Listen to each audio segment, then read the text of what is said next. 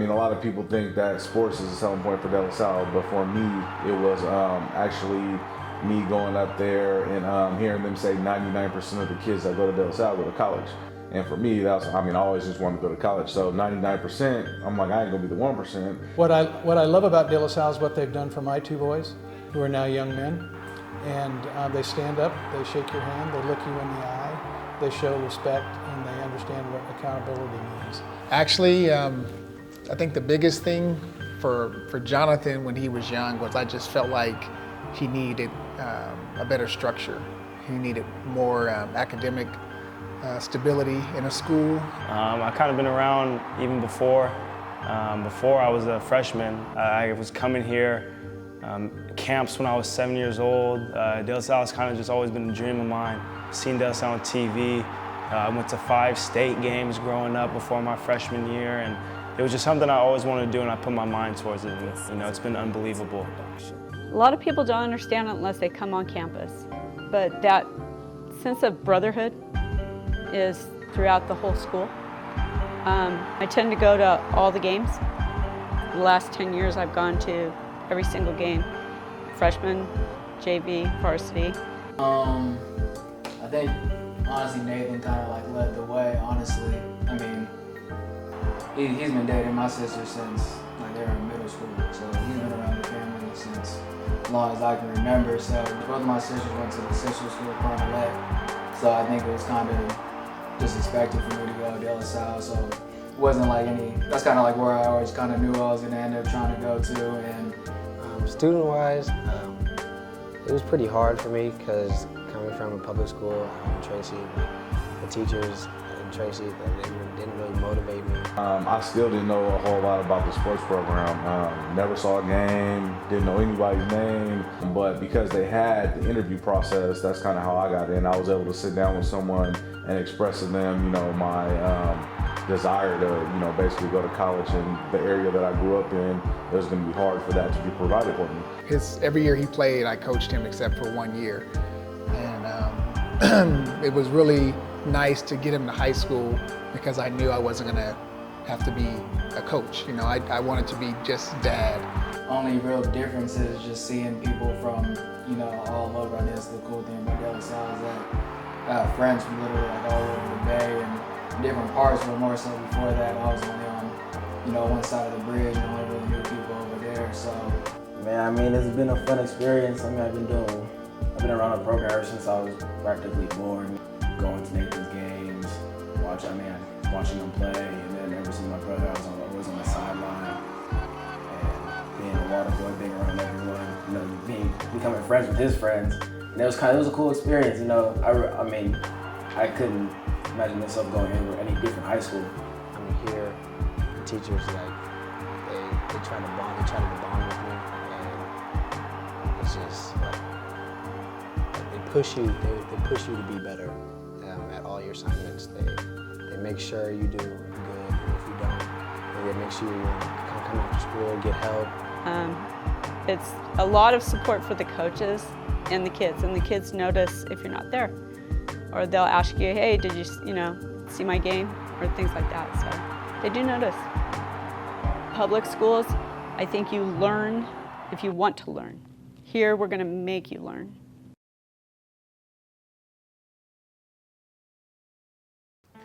Justin, the chosen one.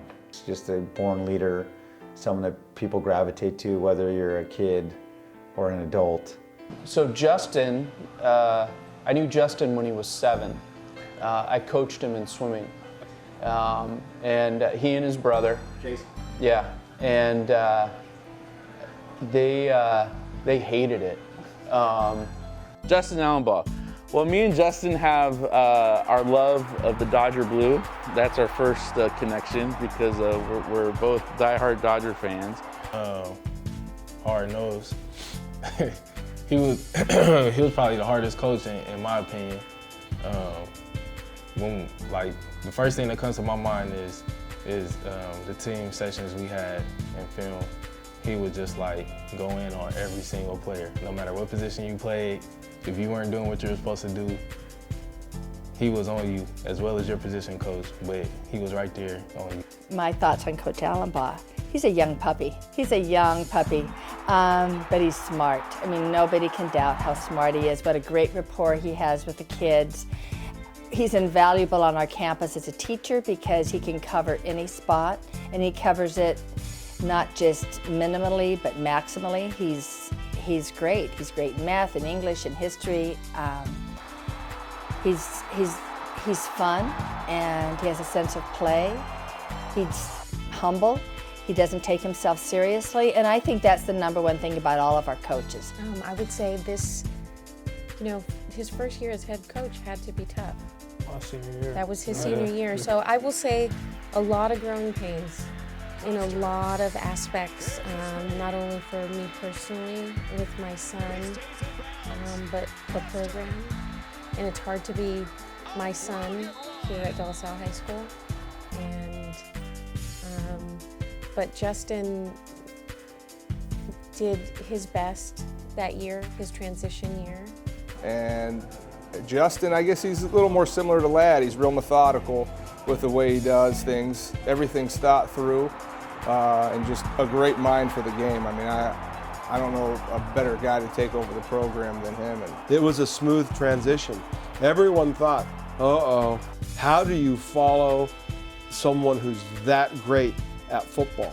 An advantage in his case is he is a De La Salle alum because there's just so much history and intricacies over the years that it would be hard for someone to come right in cold and just try to figure it all out in one season, let alone 5.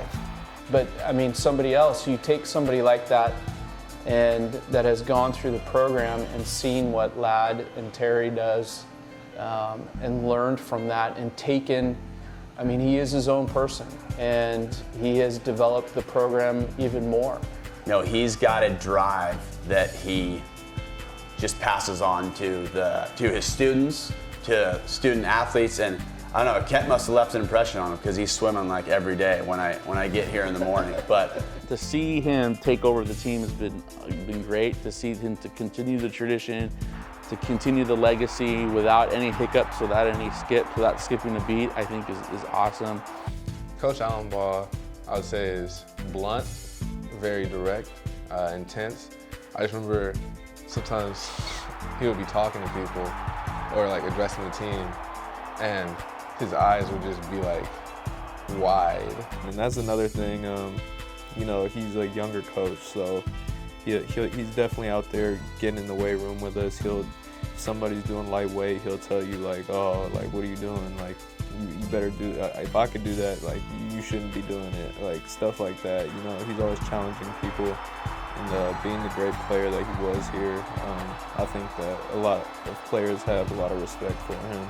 Actually, like, Coach Allenbaugh class was probably my funnest class, really. He made learning actually kind of fun, which was pretty different.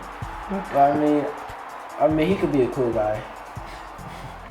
Well, really what we tried to do here, and I think what they did really well, is they passed the baton. He passed the baton to the next generation, and he passed it at the right time. I can't start crying. I'm choking up a minute. Hold on. He's just, the Allenbaughs, our mom was like kind of a force of nature lady, right? And and our dad is kind of a quiet stud. And so we were expected to perform. And Justin's kind of always carried that burden, sometimes bigger burdens than maybe he should. And he's always carried it flawlessly. Yeah, and look, listen, he's standing on the shoulders of giants. He is a giant amongst those giants. And it's kind of an amazing thing. The Spartanhood is a brotherhood, and he's earned his membership, and now he's guiding the ship and carrying the tradition. I mean, I was at De La Salle when they buried Cobra the other day. I see him really care about the kids, push them to their limits and over their limit. And he's great. He's a great coach right now. He's gonna get better, and he's got a great future. This team was super special because they were very talented. I also watched a lot of these teams on the freshman level. To see them grow up, it's always amazing to me anyway. Their junior year, they get bigger, stronger, faster. They were a total team. I've watched many quarterbacks compete on this field that's right outside these doors, and of course on opposing teams' fields. And Mike Bastianelli's name comes to mind. He was just an unbelievable athlete, quick feet, made somewhat of the right reads, but it always looked good because of how effective he was at running off tackle. The young man sitting next to me doesn't walk in his shadow. He walks shoulder to shoulder with Mike, who's no longer with us. He passed away, but Anthony Sweeney reminds me of everything that Mike Bastianelli showed us as a Spartan. Watching him wear the same number I wore, you know, I didn't know if it was on purpose or not, but it was like, oh, that's pretty cool. And then seeing how passionate Trey was about getting the same number, it's pretty cool, you know, kind of keeping that connection kind of all within, you know, the same way. The defense was amazing. I love defense. That's why I'm a Steeler fan. They just hit hard and played hard the whole 60 minutes. It's not even 60 minutes, right? 48. I have heard of the white coat. It's actually funny, my dad was a white coat. We have a total of 80 volunteers that staff white coat needs. And during football season, we use all of them. Just as Anthony had said, we monitor the football field, we provide customer service. We also have, which is unusual in my experience on any opposing team's field that I've ever been to with this team, which is quite a few. We have 3 liaisons that actually work directly with visiting teams, from the bus to the weight room, which is the locker room. And it's just been so cool hanging around the white coats and everything. My dad has stories to tell, and you know, it's been awesome. And I know that's a big tradition here at De La Salle, so it's been cool. I know my dad's very privileged to be a part of it. You know, that's a number that I wanted to rock with. I thought it'd be cool to kind of, you know, follow in his footsteps and carry the number 20 a little bit. I mean, the number 20, you know, has a little history to it now. I just felt like I had to carry it along. And I mean, I wouldn't have picked any other number besides 20. And I'm just, you know, trying to be the best 20, you know. That's the can of worms. I mean, I give it to Nate. Yeah, I mean, I give it to Nate too. Besides a competitor, of course, I mean, I'm gonna say myself, but I'm the only one that played offense out of us, so I'm gonna go ahead and say I was the best 20 on offense out of us. And although I believe I have more picks than both of them so far on defense. Our jerseys look a little better though. So the 20 look a little better. They had the poster, loose Rawlings Jones. Yeah, we made it work though. No measly 90-minute lightning delay will keep the number 1 team in the country off the field. De La Salle to take on Euless Trinity. That the first game, which seems to be the game that everyone wants to forget, but in Texas, you know, Texas football is everything it's reputed to be. It's enormous. The whole class, I think for the whole class, I think we started off pretty swell because we were all worried about ourselves. The saddest game was Texas. I think it humbled them a lot. It was a little tough at first. Losing the first game of the season, we were all angry at each other. At practice, we were all yelling at each other. I think that Texas game played a big role in our season in many ways. First of all, you know, a lot of people say that without that Texas game, you know, we wouldn't have, you know, maybe even won state. I think that Texas game kind of put our season into reality. It kind of gave us a reality check. Because they were so good. And it was a humbling experience, and then they just pulled it together after that, and it was like they had the wheels on. Certainly, you know, we would like to have won. I don't know if we would have made it one wonderful final. But I did see something in the locker room afterwards, and going to Sarah the following week, that reminds me of so many De La Salle football teams and the spirit that they had to set their team right. But moving on towards the progression to the season, we started to cheer on each other instead of yelling at each other. We really compete against each other. So I think throughout the year, we became really actually close brothers. Of course, we would have loved to win that game, but with the loss in Texas, it kind of made us realize that, we weren't, all talk.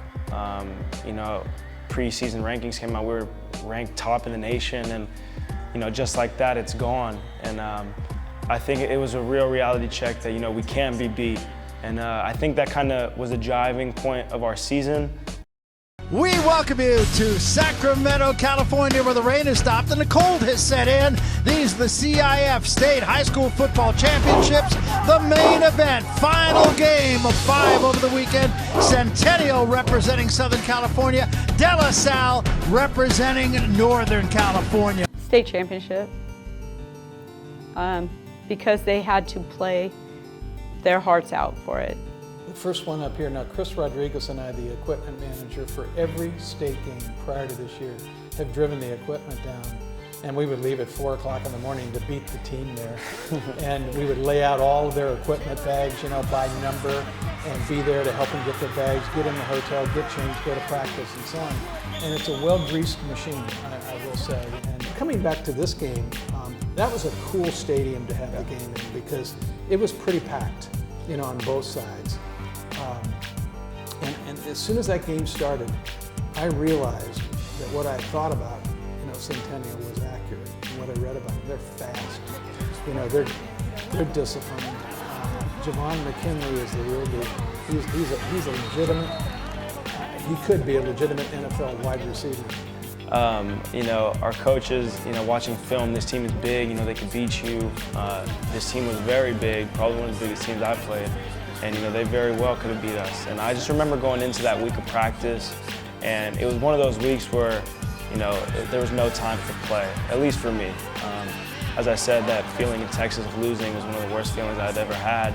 And hearing this, on and on again, this team could beat you, this team could beat you. I was determined to not let that happen. I was determined to get my team, kind of rolling for that game. You see Boss get cut up and come off the side. They seal him up and he goes right back in. And they played the whole time, and a lot of those guys are playing both sides of the ball. All of a sudden I saw him being handled, and I thought, I think Trey was playing. Yeah, Trey was playing. And I saw some things in the game that we weren't breaking loose, but we were on the verge of it. That was nerve-wracking. That was a nerve-wracking game because, we scored, they scored, and then when they took the lead, I wasn't really too concerned. I saw, the coaches making adjustments, and it had to be the state game when Allen Ball called that shot on the side, the long pass on that third down and long or something. Maurice Jones-Drew was there, and Blake Tuffley, and they said that guy is sucking up on, away from Harvey every time we run the ball. And so you guys know the play. Yeah. So I think he practiced it, and because they'd seen it on film, but he was doing exactly in the games doing on film. Sure enough, play action, and that's that pass where you just kind of rear back a couple steps and threw it Harvey's way. He had nobody within 30 yards. Thank God he caught him. That was actually kind of fun because we had our whole family there, my parents and my sisters, and it was a big group of us there. And so I was sitting there, it was cold, and when he took off and I saw the corner come up to, on the play action, I was just like, don't drop it. He looked the ball in, and the rest was history. It was a nice play. So, it's a really exciting moment for me. I always remember it.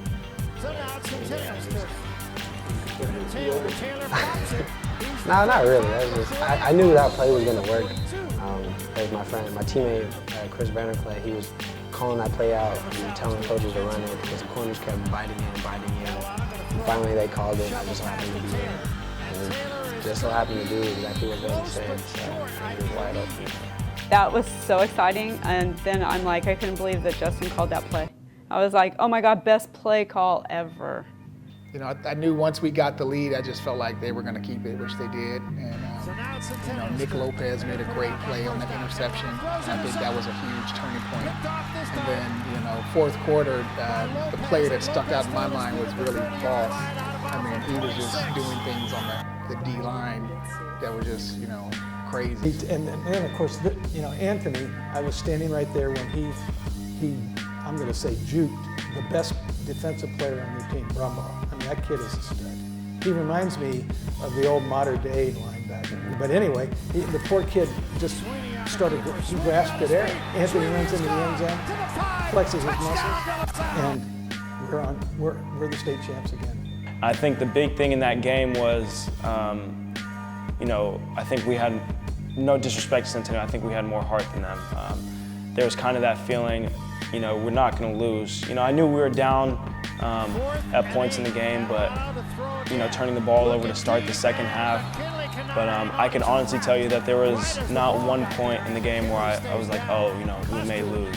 That never kind of, popped in my head. I would add that, the strength and conditioning coach here now, Mark Wine, has his stamp on from the end of the third quarter to the fourth quarter. It was on the same thing the year before. Our kids' conditioning just took over. They kept competing, but they were at a deficit really, conditioning-wise.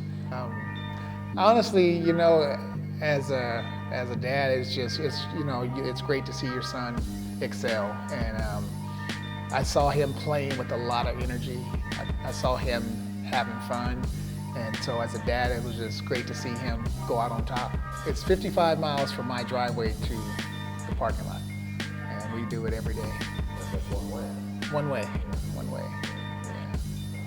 But it's definitely paid off. I've seen the difference it made with Jonathan, and I don't think we could have got this anywhere else.